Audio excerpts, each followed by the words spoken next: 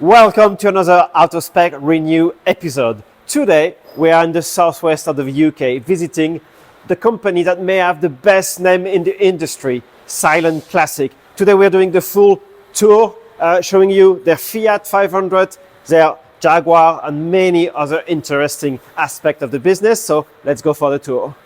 Hi Jack, thank you for having us today. And you wanted to really show us this Fiat 126 because it is the genesis of the whole business. So tell us everything about this car. Yeah, so actually, as you can see, it's very wet. This has been outside, the poor thing. I converted this car maybe 5 years ago, and it's been a bit neglected since I started my 240. But I brought it in to show you basically where it all started. So I bought this car when I was 16. I paid £50 for it. 60 US dollars. Yeah. I fell in love with the car. When I first saw it, I couldn't believe my dream had come true. I drove it around for many years. The engine was always problematic. One day it dropped a valve, engine seized. I thought, what do I do with it? And I was just lying in bed one night and thought, do you know what? That electric would be amazing. So the next day, I brought it in for a full restoration. I stored the car, and then I bought an electric. There wasn't many electric cars on the road at that time, to be honest. There was Teslas, and there was a small production run of the Citroen C1. They were called EVs. And I bought this car. It was the nicest car I've ever bought. It was immaculate. Wow. And I bought it, and then the next day ripped the whole thing apart, and with the objective to basically make that system work in this. And it was an amazingly steep learning curve. So I don't know, maybe I could show you in the back. So this is where the engine was. So this is done a long time ago now. So this panel here is this is where the inverter is, and the BMS, the very old school. So everything in this is seriously old school. This is like old tech now, and it's quite interesting to see how it's moved on. So, and then under here we have so that it's not old school, it's prehistoric time. Yeah, it is. So these are Calb life before prismatic cells. I designed this as it was my show car back in the day. So I made no boxes around this because I wanted people to see the modules. Okay. It's got an AC34 HPS induction motor, which is pretty outdated now as well. But again, this was the beginning. This is how you learn everything. But this was just me in my dad's workshop, tinkering away. And I just thoroughly enjoyed this. Designing on this was really fun.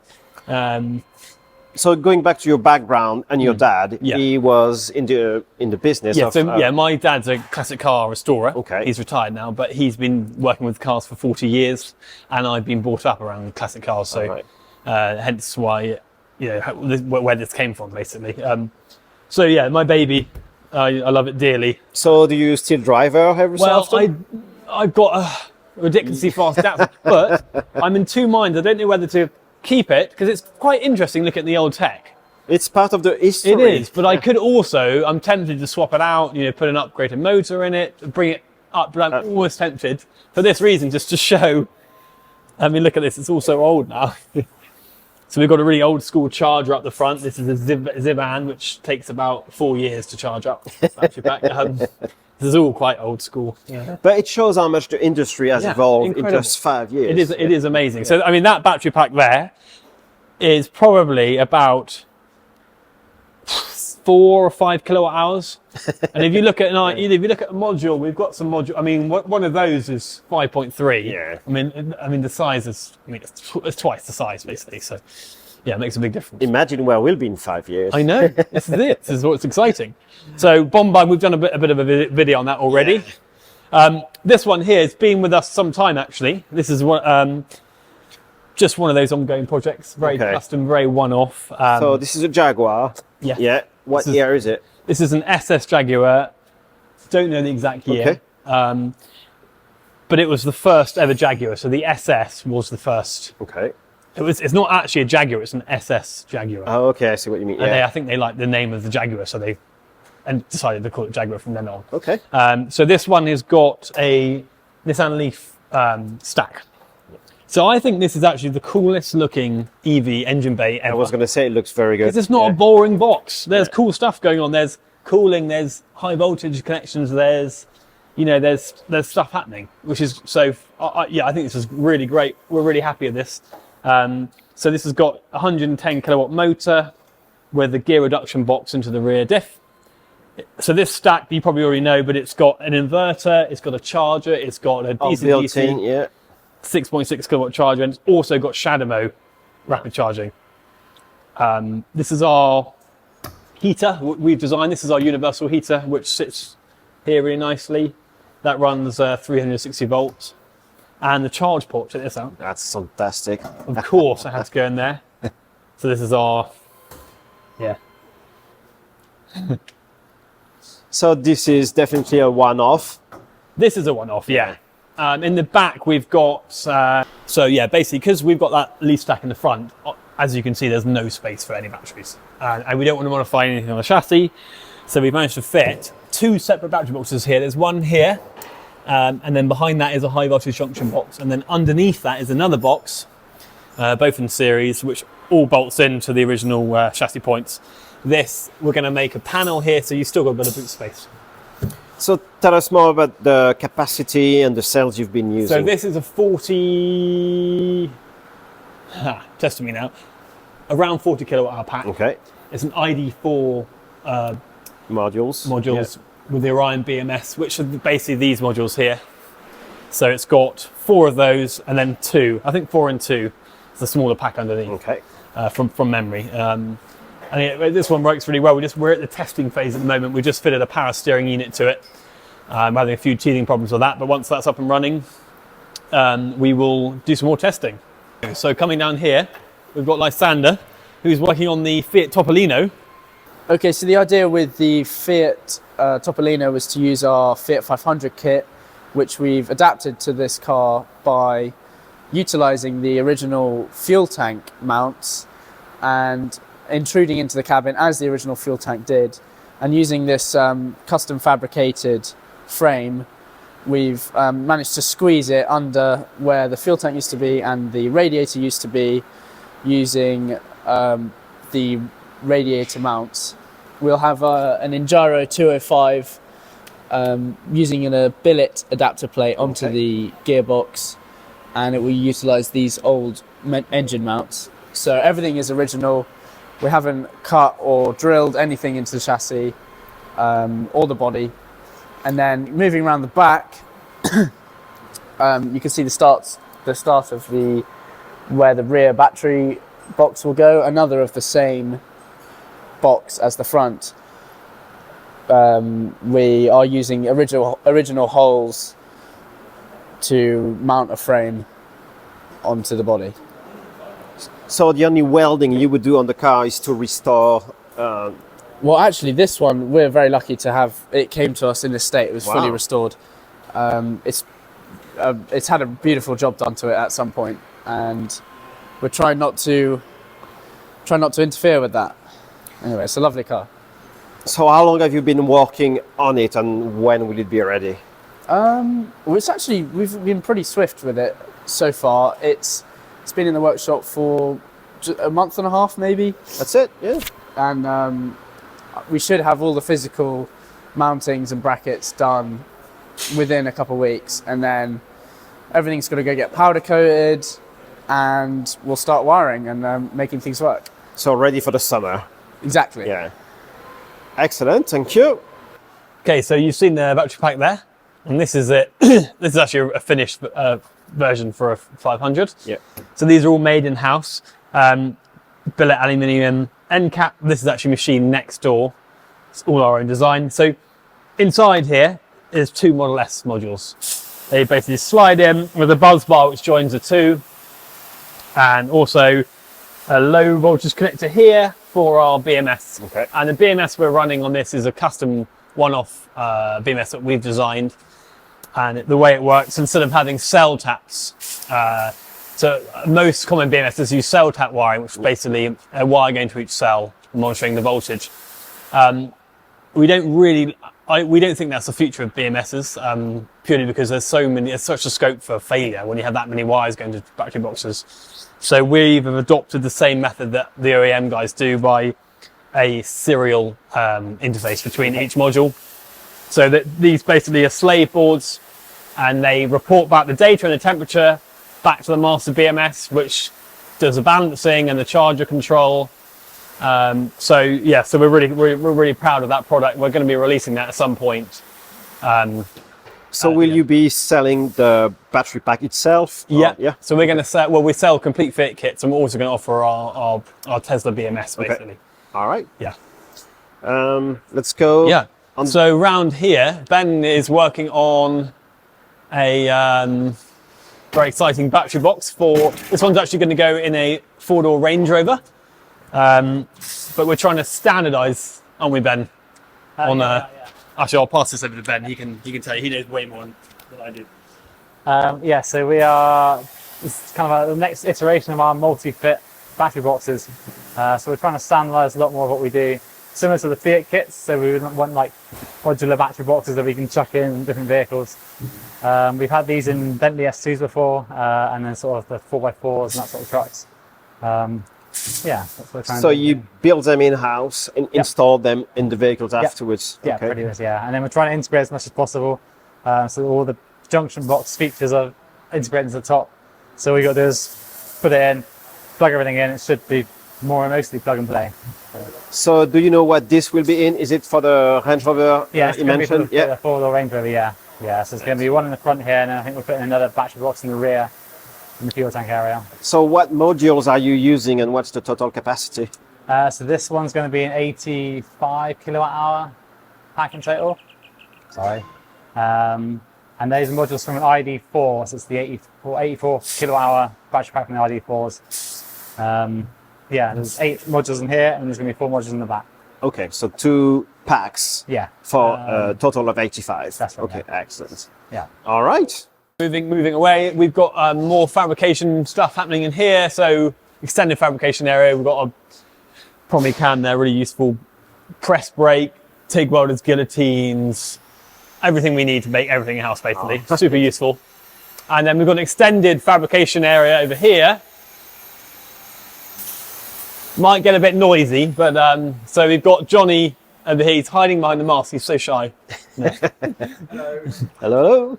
So Johnny's our fabrication man. He can weld anything, but he's building a Fiat kit at the moment. So that's one of our front battery trays, which mounts the front battery box. And behind Johnny we've got lathe, mills, TIG, MIG, folders, everything we need. You have some very old school. Yeah, we do. That's from back in the day when I was doing more restoration. Yeah, basically, yeah. And then behind you here, Johnny's got, this is our latest bit of kit, which has actually transformed, completely transformed the way we do things. So if we want a bracket now, we draw it up, we come straight to this machine and we just cut it out. Okay. We cut out any lead times, waiting times, and if we get it wrong, it's very easy to just set it off again. So actually Johnny's going to, Johnny, I think you're about to set something off.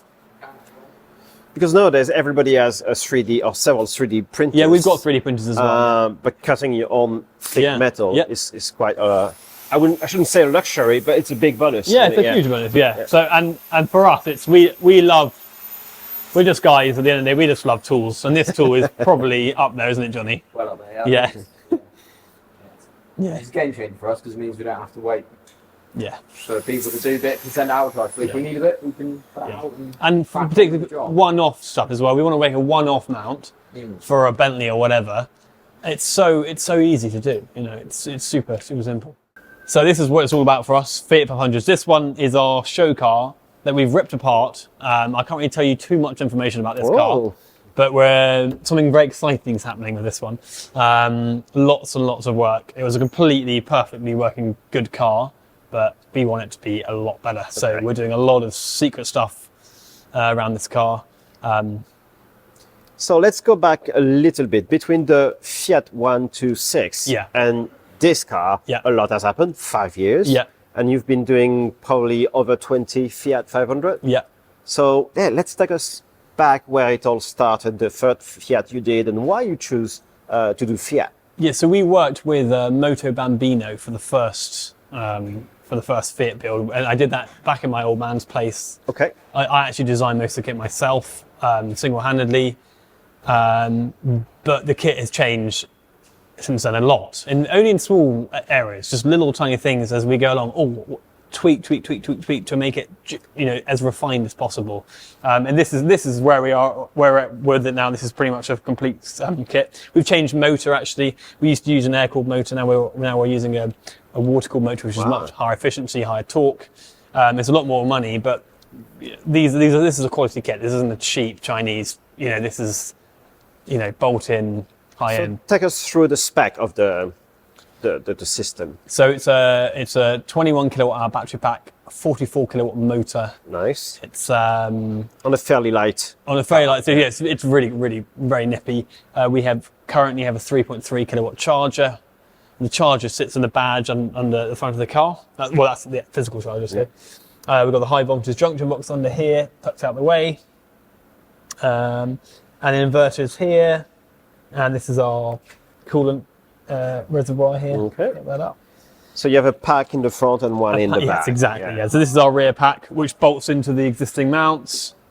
I mean, we can get a rear battery box and front battery box in. I mean, this one, we can fit that in like 2 minutes. Okay. So it literally slides in, off you go. Maybe not 2 minutes, maybe a bit optimistic, maybe 10 minutes. Is the system fully reversible? Fully reversible, Yeah. Okay. yeah. So no modifications, but you would never reverse it. It's just... Or maybe in 10 years' time when maybe the cell has evolved. Yeah, maybe. I mean, we're looking at options of changing. The thing is, the Tesla Model S module fits really, really well in these cars. It's a good, slim form factor.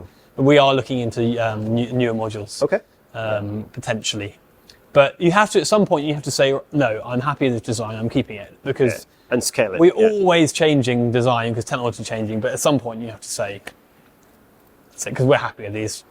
All right, so going back again to the history of the company, you've been running the company for half a decade. The crew has evolved significantly. Yeah.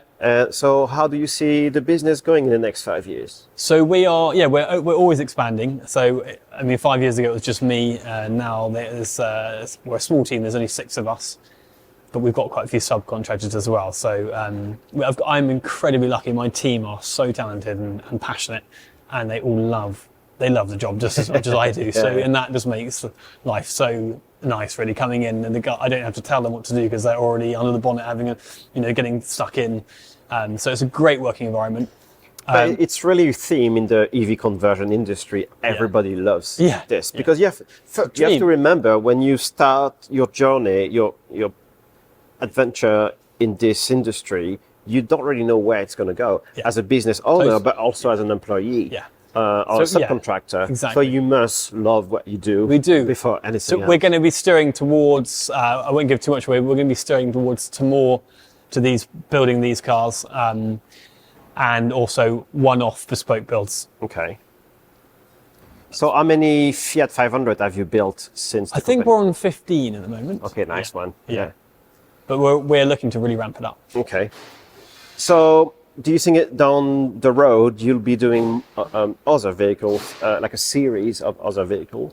Yeah, I think down the road we're looking at turnkey, complete cars, starting with Fiat, and also we're going to, we have developed a lot of technology as well. So Silent Classics is still going to start to sell more of our technology base, but it's there's a lot of different avenues we can go down. So yeah. Speaking of which, what are the main markets for you guys? I'd say the US market is definitely quite a big market that we're opening up to now, which is great. Which is funny because the Fiat is such a tiny car. Yeah, you would not expect it to see them in the US, or you would see them in the back of pickup trucks. Sure, yeah. But also, you were telling me off camera, you're ready to build anything as long as it's quite exciting, as long unusual. As it's exciting, as long as it's fun and a challenge, then we'll do it. All right. Would you have any good tip for people getting in the industry, especially setting up a business? Gosh, I've learned so much. I don't even know where to begin. I'd say